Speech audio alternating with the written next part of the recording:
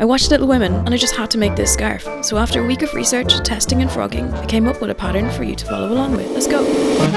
In this scene from the film, Joe and Beth hit the beach for some sister time. And while this scene generally chokes me up, I really love the outfit here. In my research online, I couldn't find any high-res images of this scarf, so I researched some scarves from the period Little Women is set in.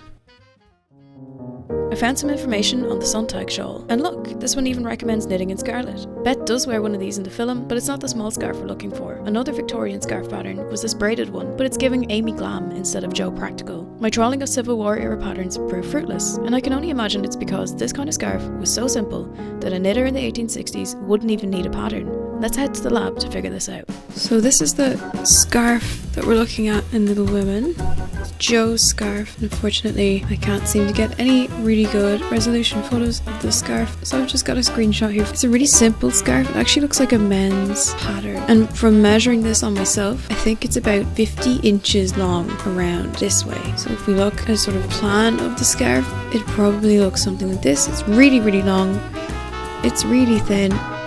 It's got a little point at the back of Joe's neck. The scarf is kind of coming over her shoulder into a point at the back, but again it's quite shallow. Here's as close as I could get of a close-up to this scarf. You can see that it's not too deep. It does end about here on her back. It comes up over her shoulders, down, and ties in the front. The details we can see on this scarf is that it probably has some rib. Number one, because it's not rolled under as a design choice, and number two, because you can sort of make out the ribbing in this very blurry screenshot. One detail of the wool on this scarf that isn't showing up here but shows up, on the television, is that the wool is red, sort of tweed maybe. It's got a few different colours mixed in. I think my final scarf is going to be something a bit like this with ribbing on the edges, and it's going to be 50 inches on the long side. I don't have tweed wool in the stash, so I'm using this double knit pound shop wool and some 4mm needles. I'm going for a plain stockinette body and a K2P2 edge all around.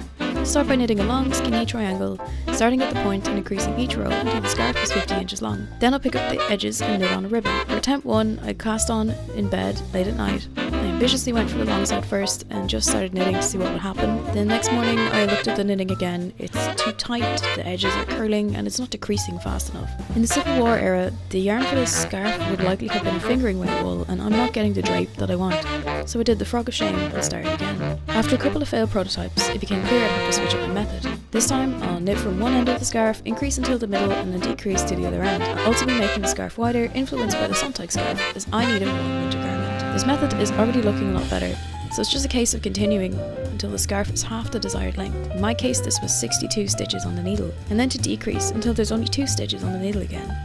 Now I have a completed middle piece. However, you can see that it wants to curl. The resting state of this scarf is a tube, so it's time to add some ribbing. I pick up the stitches for the ribbing and make a K2P2 all along the edges. This scarf is finally done. It's a lot bigger than Joe's, but I do need something that will actually keep me warm. This scarf used 80 grams of wool, allowing us to subtract 1.6 from the total, leaving us with 85.4 to go.